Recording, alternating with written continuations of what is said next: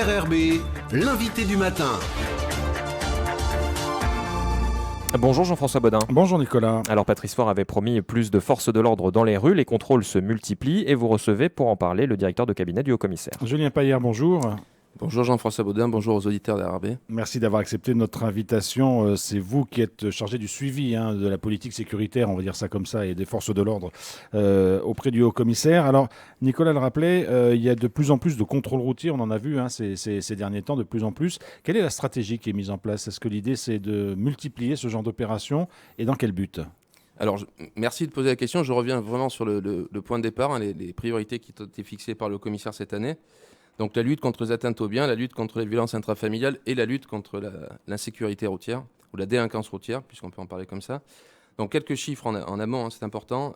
Nous avons 30 morts depuis le début de l'année, contre 22 l'année dernière à la même époque. Donc finalement, on a beaucoup de morts, beaucoup trop de morts. C'est 4 fois plus que la métropole, 2 fois plus que Fidji ou quasiment que la Polynésie française. Avec pour autant moins d'accidents et moins de blessés. Donc on se rend compte que finalement, les comportements, c'est le comportement de quelques irresponsables. Donc il s'agit pour nous, en multipliant les contrôles, de lutter contre la culture de l'impunité. Les gens croient que finalement ils ne seraient jamais contrôlés. On constate aussi que le nombre de conduites sans permis augmente. Il y a une espèce de culture là aussi qui se développe en disant finalement je peux conduire sans permis, ça ne pose pas de problème. Donc à l'inverse, nous c'est la culture du risque routier que l'on souhaite développer, donc par des contrôles, mais aussi par toute une série d'actions qui sont développées en lien avec le gouvernement dans une instance qui s'appelle désormais le Comité calédonien pour la sécurité routière, qui s'appelait Comité permanent. Fondamentalement, le nom compte assez peu, c'est ce qu'on y met qui est important. Et avec une série d'axes de travail, des institutions qui ont été un peu rénovées. Je vais pouvoir le développer si vous le souhaitez. Mais On va y revenir dans un instant, oui. La question, c'est que ces contrôles routiers concernent l'ensemble du territoire, c'est-à-dire qu'il y a une stratégie qui puisse se développer, parce qu'on comprend bien qu'il y a un rôle de prévention sur l'ensemble du territoire calédonien. Absolument, c'est le but. Alors, l'initiative que nous avons prise aussi de communiquer sur les contrôles, sur certains d'entre eux, puisqu'on ne va pas tous les donner, mais on communique sur une série de certains. C'est aussi pour montrer aux gens que finalement on peut les prévenir et là contribuer à la culture de la prévention sans forcément viser à chercher à faire la poche des citoyens calédoniens comme ça pourrait nous être reproché. Donc l'insécurité routière, elle règne partout, elle règne aussi sur des axes qui sont particulièrement accidentogènes. Donc on cible aussi les contrôles sur les lieux dont on sait qu'ils sont problématiques. Et quelles sont les infractions qui sont les plus souvent constatées ? Alors il y a toujours le même triptyque, la vitesse, l'alcool et le cannabis. Alors, on peut regrouper les deux derniers sur la consommation de substances illicites. Et c'est aussi, ce sont les principales conduites, et la conduite sans permis bien sûr, qui sont à l'origine des décès. Si on essaie de dresser une typologie des victimes ou des auteurs, puisque finalement 55% des gens qui meurent dans un accident mortel ne sont pas le conducteur, donc ce sont des victimes. 45% c'est la personne à l'origine de l'accident. Ce sont des gens jeunes, de 18 à 34 ans à peu près, des garçons, qui conduit sans ceinture, parfois sans permis, et très régulièrement en état d'ivresse ou sous l'effet du cannabis. Lorsqu'il y a des verbalisations ou des personnes qui sont prises la main dans le sac, si j'ose cette expression, lors de ces contrôles routiers, qu'ils soient organisés ou inopinés, est-ce que les procédures vont à leur terme ? Est-ce que vraiment les gens sont condamnés pour les infractions qu'ils ont commises ? Ou est-ce qu'ensuite on ne sait pas trop ce qui se passe ? Alors après, il y a pour les infractions les plus graves, elles sont confiées à la justice. Je parlais tout à l'heure de l'alcool. Aujourd'hui, 4% des contrôles qui sont faits révèlent une conduite sous l'état d'un empire alcoolique, contre 3,3% il y a quelques années, en 2019. Donc on voit que ça augmente. Donc les plus gros délinquants sont confiés à l'autorité judiciaire. Néanmoins, dans les chantiers du Conseil calédonien de la sécurité routière, il y a une volonté de modifier un peu la culture. Typiquement, quelqu'un qui n'a pas le permis de conduire, on ne peut pas lui retirer. Donc on essaye aussi de prévoir des sanctions, ou de développer des sanctions en lien avec le procureur de la République, qui seraient un peu plus pédagogiques et en même temps répressives, comme des stages de sensibilisation qui sont payants. Il y a aussi une idée d'amende derrière, mais aussi des travaux d'intérêt général. Donc trouver des sanctions qui répondent aux infractions commises et au profil des délinquants, parce qu'effectivement, comme je vous le disais, on ne peut pas sanctionner quelqu'un ou retirer quelque chose à quelqu'un qui n'avait pas déjà.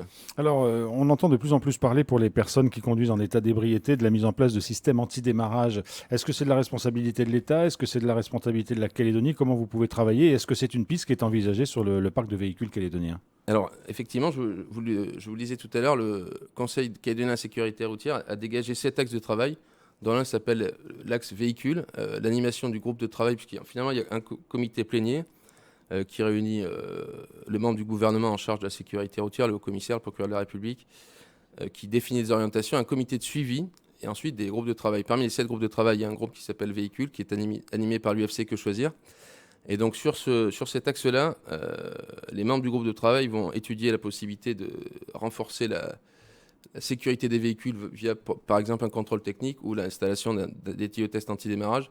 Ça peut se faire de façon ciblée, typiquement vis-à-vis d'un délinquant, lui restituer le permis de conduire en contrepartie de la mise en place de ce dispositif qui est aussi coûteux. Donc il y a toujours une idée quand même de sanction derrière. C'est rendre service, conscientiser, mais faire payer quelque part. Et ça peut être aussi une décision du territoire que d'installer des tests anti-démarrage sur toute une série de véhicules qui rentrent et dont on sait qu'en général, c'est des véhicules assez puissants qui, s'ils génèrent un accident, sont porteurs de risques. Julien Paillard, vous l'avez rappelé, 30 morts depuis le début de l'année sur les routes calédoniennes contre 22 l'an dernier. Les chiffres sont toujours affolants, mais ils se répètent année après année. Pourtant, il y a des tas de pistes évoquées, etc. C'est une bataille perdue d'avance. Vous avez l'impression qu'on se bat, c'est un peu Don Quichotte qui part à l'assaut d'un problème qu'il ne résoudra jamais? Alors, il n'est pas du tout question de baisser les bras, non, au contraire. Comme je vous le disais, vraiment, ce qui est surprenant, c'est de voir que le nombre d'accidents corporels ou de blessés baisse, on est à peu près à moins 25%. À l'inverse, le nombre de morts augmente, on est à plus 30% par rapport à l'année dernière à la même époque. Donc il y a des effets qui ne sont pas les effets tous recherchés. Hein. Le chiffre vraiment de la mortalité routière, c'est le chiffre clé. Il y a d'autres indicateurs qui sont plus encourageants. Donc on n'est pas question, bien entendu, de se résoudre à laisser des gens mourir sur la route, surtout que ce sont des gens jeunes. Hein. On dit souvent que la Calédonie, sa richesse et sa jeunesse, ce serait vraiment dommage de se priver d'une partie de cette jeunesse qui meurt dans des circonstances qui sont certainement les plus déplorables qui puissent être. Donc non, il n'est pas du tout question de renoncer. Étudier des solutions peut-être un peu nouvelles pour avoir des effets un peu sur ce sur quoi on n'arrive pas, on n'a pas réussi jusqu'à présent à agir, c'est-à-dire un noyau dur des délinquants qui finalement ne prend pas conscience du risque qu'ils courent et surtout qu'ils font courir aux autres. Alors on a parlé des contrôles en ce qui concerne la délinquance routière. Le Haut-Saria mène aussi d'autres types de contrôles, notamment dans la lutte contre les stupéfiants. On voit ce type de contrôle qui se multiplie. Vous sentez qu'il y a un risque aujourd'hui que le marché calédonien de la drogue monte en puissance et qu'il est peut-être temps de faire en sorte que les choses n'aillent pas trop vite? Alors absolument. Donc on constate une tendance à la banalisation, à la consommation de cannabis, mais aussi à l'arrivée de nouveaux produits, de drogues plus dures. Qui sont l'un comme l'autre. Il ne faut pas croire que le cannabis a des effets assez lourds sur la santé publique, et y compris notamment sur le sujet de la sécurité routière, j'en ai parlé. Donc nous avons choisi de mener des opérations conjointes, interministérielles, aussi avec les douanes, hein, qui est un outil tout à fait efficace dans ce type de politique. Typiquement, des douaniers qui arrêtent un jeune ou un non-jeune d'ailleurs, qui détient des substances illicites, peut, contre une transaction, ça s'appelle une transaction douanière, libérer la personne de ses poursuites judiciaires, mais le montant de l'amende est assez dissuasif et ça agit très vite, ça n'engorge pas le système judiciaire, donc c'est intéressant. On a choisi de mener une série d'actions dans différents environnements, dans les transports en commun. J'étais dimanche le deuxième tour des élections à Tontouta. On regarde un peu, hein, il y a des flux de substances autour de la rentrée, des périodes de rentrée scolaire, etc. Qui permettent de mener des contrôles ciblés. Sur les transports aériens aussi, la veille, un passager en provenance d'Ouvéa avait été contrôlé avec quasiment 1 kg de cannabis. Mais aussi des contrôles en centre-ville, puisque dans le centre-ville, on peut trouver, il y a eu un très bel article de certains de vos confrères sur une opération qui a été menée dans le quartier chinois de Nouméa, mais aussi C'était vendredi, ouais. C'était vendredi. Et dans l'environnement des soirées un peu festives, où là, ce ne sont pas les mêmes populations, ce ne sont pas les mêmes substances. Mais récemment, on a découvert sur une jeune femme qui transportait de la MDMA, des buvards de LSD dans son véhicule en direction d'une fête. Donc là aussi, il faut être très vigilant. Et là aussi, c'était lors d'un contrôle organisé. Hein. Absolument, oui. Mais vous sentez qu'il y a de nouvelles substances qui arrivent en Calédonie, il y a un risque à ce niveau-là? Alors ça, effectivement, là je parlais des douanes, elles sont détectées souvent aussi à l'arrivée sur le territoire, par livraison postale notamment. Donc peut-être qu'elles arrivaient avant, mais en tout cas maintenant on les découvre. Donc plus on en découvre, plus c'est un sujet de préoccupation et plus on renforce les dispositifs de contrôle. Pour parler de la délinquance depuis le début de l'année, parce qu'on suit évidemment les Calédoniens, on le sait, sont très marqués par ce sentiment d'insécurité, que c'est les atteintes aux biens qui sont les plus fréquents. Est-ce que vous avez des chiffres depuis le début de l'année sur les atteintes aux biens? Est-ce qu'on est sur la même tendance que l'année précédente ou est-ce que les choses bougent un peu? Alors, depuis le début de l'année, les chiffres sont plutôt encourageants. Sur les atteintes aux biens, on est en baisse à peu près de 5%. Pardonnez-moi, atteintes aux biens, on parle principalement de cambriolage et de vol de voiture. Absolument. Hein. Donc, les vols de voiture sont à peu près au même niveau, ce qui est... on ne peut pas s'en satisfaire déjà parce que c'est trop élevé. Et l'an dernier, à la même époque, il y avait eu aussi beaucoup de véhicules qui avaient été volés pour être utilisés autour du site de l'usine Vallée. Donc, ce chiffre, même s'il est stable, n'est pas très bon. À l'inverse, les cambriolages ont été à moins 10%. Donc, on est sur un portage intéressant. Après, la délinquance, il y a quand même des phénomènes qu'il faut bien appréhender. Il y a une sorte de saisonnalité qui fait que certains délinquants d'habitude sortent de prison à un moment donné, recommettent des faits de façon très rapprochée. Donc à ce moment-là, l'insécurité ou le sentiment d'insécurité augmente logiquement jusqu'à ce que la personne soit interpellée, éventuellement emprisonnée à nouveau. Donc ça donne lieu à des séries comme ça. Typiquement, là aussi, dernièrement, aux abords de la tribu de Saint-Louis, on a vu revenir les faits de caillassage et les faits d'incendie de véhicules. Donc on mène des actions ciblées par rapport aux phénomènes qui apparaissent là. Alors pour la tribu de Saint-Louis, encore une fois, là aussi, il faut distinguer la tribu en tant que telle qui regroupe 600 personnes et la quarantaine, cinquantaine de jeunes qui posent des problèmes. Nous menons des actions de visibilité, des actions de contrôle. Derrière, il y a aussi d'autres politiques un peu plus profondes qu'il s'agit de mener en matière d'insertion ou de médiation.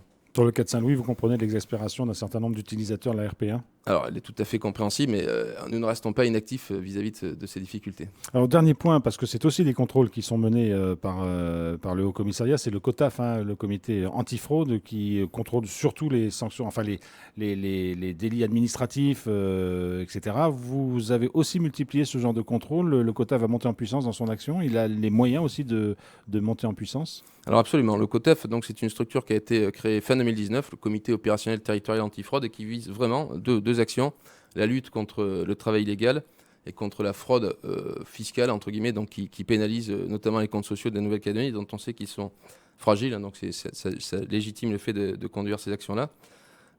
Nous en avons conduit 14 en 2020-2021, ça a été un peu freiné par la crise Covid. En 2022, nous en sommes déjà à 7, sur des environnements qui sont connus pour être parfois des lieux de fraude, on va le dire comme ça. Les bâtiments et travaux publics, nous étions sur des chantiers la semaine dernière à Païta et Dembéa. L'environnement du jeu un peu illicite, les bingos notamment, les lieux de consommation de boissons, les nakamal, mais aussi les établissements de nuit où on peut trouver des clients mineurs qui sont servis en alcool ou des agents de sécurité qui assurent la sécurité de l'établissement qui ne sont pas habilités à le faire. Donc il y a tout un environnement d'infractions que nous tentons, enfin nous nous efforçons de diminuer, voire de faire disparaître. Pour l'année qui commence, nous allons vraiment viser le paiement en espèces et les chèques cassés. C'est une pratique qui commence à être connue, qui consiste à endosser pour une personne un chèque qui ne lui était pas destiné en prenant une commission. Fondamentalement, ça appauvrit des gens qui le sont déjà, donc c'est absolument pas supportable. Également le travail illicite, je l'ai dit, la défiscalisation. Et puis l'objectif aussi, c'est de renforcer la coopération interservices et d'étendre les actions sur tout le territoire, encore une fois. Le message est toujours le même. On prévient, on contrôle et on sanctionne partout et à chaque fois que c'est nécessaire. Contrôle routier, contrôle de stupéfiants, contrôle administratif, il y a une vraie stratégie, il y a tout ça est pensé ensemble ou c'est chacun de son côté non, nous avons des réunions toutes les semaines pour coordonner l'action des services, donc non, c'est vraiment décidé, déterminé et piloté. Donc l'année 2022 n'échappera pas à la règle, les contrôles vont se multiplier. Ils vont rester sur un niveau très élevé et à chaque fois qu'on constatera un secteur géographique, un secteur économique où la délinquance a tendance à s'accroître, nous accentuerons les efforts sur ces domaines-là. Julien Paillère, directeur de cabinet du Haut-Commissaire, qui était notre invité ce matin. Merci beaucoup. Merci à vous. Une interview que vous